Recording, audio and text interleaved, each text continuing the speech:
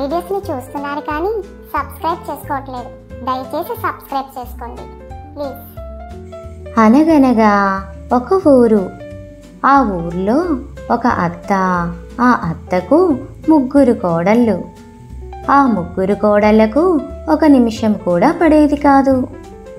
ఎప్పుడూ ఏవో ఒక తగువులాట ఉండేది. ముఖ్యంగా ఇంటికి చుట్టాలు వచ్చినప్పుడు నేను వడ్డించాలని వత్సందాలు పోయేవాళ్ళు. ఓసి మీ తుంపలు తెగ గుట్టిగా జరిగిపోయే సంసారాన్ని బజార్లో పెడతారేంటే అని అత్త మందలించేది. అయినా కోడళ్ళు తగువులో తెగేవి కావు. చివరికి విసిగెత్తి ఇంట్లో చేయవలసిన పని బాటలు అత్త 3కి పంచింది. భోజనాలైనప్పుడు పెద్ద కోడలు విస్తర్లు వేసి మంచినీళ్లు పెట్టాలి. 2వ కోడలు అన్నీ వడ్డించాలి. 3వ కోడలు విస్తర్లు తీసి దిబ్బ మీద పారేయాలి. ఈ ఏర్పాట్లతో పని పాటలు సక్రమంగా సాగిపోతున్నాయి. కోడళ్ళు పోట్లాట మానివేశారు.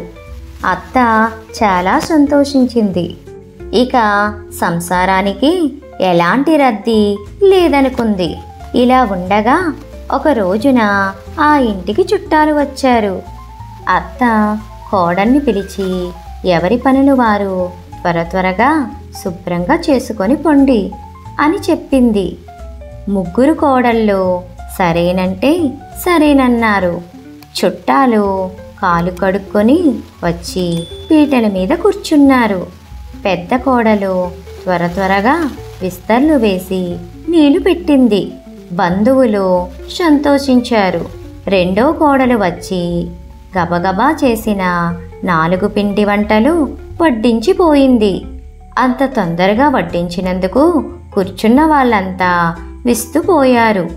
ఇంతలో 3వ కోడలు వచ్చి వడ్డించిన విస్తలన్నీ గబగబా ఎత్తివేసి దిబ్బ మీద పారేసింది. కూర్చున్న వాళ్ళు ఒకరి ముఖం ఒకరు చూచుకున్నారు. అత్త ముఖమింత చేసుకొని ఇది ఏమిటర్రా అంది.